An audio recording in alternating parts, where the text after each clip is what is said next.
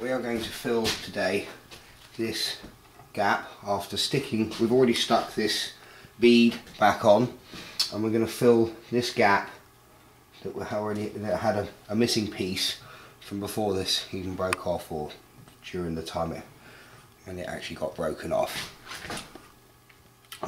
This is how we're going to do it.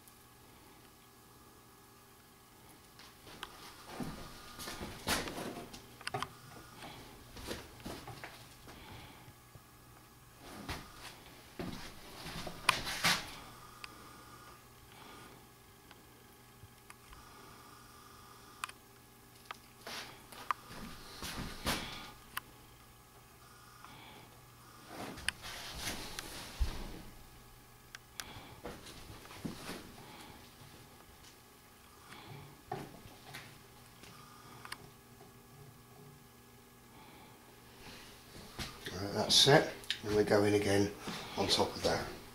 This is wax that we've made up with a particular kind of wax, and you know, tinted with a specific kind of pigment.